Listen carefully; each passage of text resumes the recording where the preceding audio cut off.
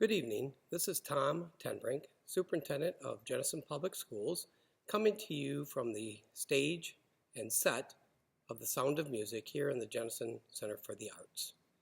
The message that I want to send this evening is one of hope and preparation. You've heard me say numerous times that together we are Jenison. And it's times like these that together we need to be Jenison.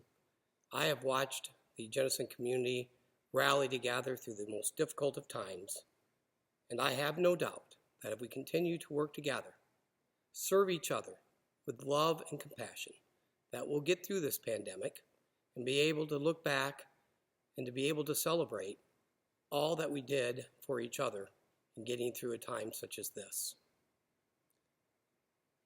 Talking about serving each other, we need to give a shout out to Mary Darton and our Hudsonville Jenison food service employees for all the work that they continue to do to feed our community.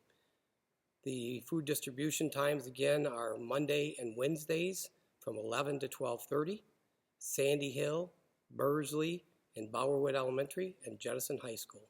This past week, we were able to serve 7,000 lunches to Jenison and Hudsonville families and 6,000 breakfasts. That's a yeoman's effort by our food service employees, and we applaud them for the way in which they continue to be on the front line and to provide food for our families that are in need. Hand to hand, we'll continue to distribute food as well to families that need food on the weekends. That can be picked up on Fridays from 10 to 12 and from 6 to 8 on Fridays at Fairhaven Church in entrance E. So the biggest question I'm sure that you're wanting me to answer is, when will our children be back in school? Well, you know by now that our governor has extended our school closures to April 13th. However, I fully expect and anticipate, with all of the signs that we have at this point in time, that we won't be in school beginning on April 13th. So what are we going to do for you and your children when we're not back in school? I can assure you that the Jenison Public School administrators and teachers have been hard at work these past 2 weeks preparing for your children being at home and providing remote learning. And so one of those things that we are prepared to begin to roll out on Monday is an educational plan for each of the various levels in our school district. The needs of our elementary students are different than those of our high school students and those of our junior high students. And so we will have a comprehensive plan that we will have available to you on the Jenison website. That comprehensive plan is going to include things like multidisciplinary project-based learning that you can do with your students. That will be fun and will continue to help them develop their skills and learning. Additionally, we'll have resources that you'll be able to access if you're parents of a first, second, third, fourth, sixth grade student, and also resources that you'll be able to access again for junior high and high school. The one thing we want to be very careful about is that you don't receive assignments or communication from 12 to 14 different teachers if your children happen to be in 3 different buildings and 3 different levels of education here at Jenison Public Schools. I'll be sending home some written communication in the next day or two that will provide direction for you in terms of how to access this educational plan on the Jenison Public Schools website. Parents, the one thing I do want to assure you is that no child will be retained in their current grade level due to the COVID-19 epidemic that we are currently experiencing.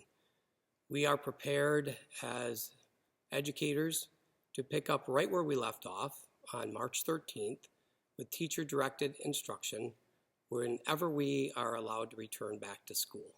And so please rest assured that anything that we are providing for you in remote learning will just be additional learning that you are able to do with your children. But again, we will be providing that teacher-directed instruction when our students are able to return to school and we have them in our classrooms. We will be sending out a technology survey to all parents so that we can get an understanding of what our families have in terms of Wi-Fi and number of devices within your homes. I understand that those who don't have Wi-Fi may not be able to respond to that survey, and that will be something we will address. But if you can please take time to fill out that survey, that would be extremely beneficial to us.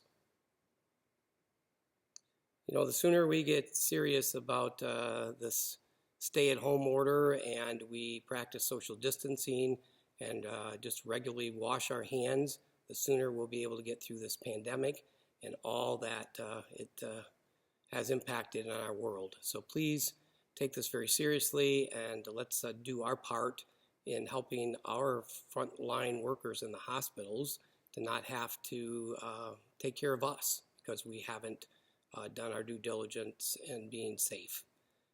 In terms of hope, I started my message with that. I think we all need to have things that we look forward to, and certainly those things have changed in my own life. I always look forward to getting up every day and coming to work and being surrounded by energetic and students and passionate administrators and teachers and people that just want to care for kids that are sent to us, and yet that's not something that I can look forward to every day. I always look forward to trips, events. One of those things is certainly the sound of music, and that's why I'm coming from the stage. And we are committed to having the Sound of Music production whenever we are allowed to do so. And so that's something I'm very much looking forward to, along with the graduation of this year's high school seniors. We are committed to having a commencement ceremony to celebrate our senior successes, and we're going to work as hard as we can to make sure that every senior gets to the finish line, can participate in that commencement ceremony. And so what I'm encouraging you to do is to find things to be hopeful for every single day. And right now, what I'm finding is just waking up every single day and knowing I have a new day ahead of me, and how can I remotely encourage and serve others?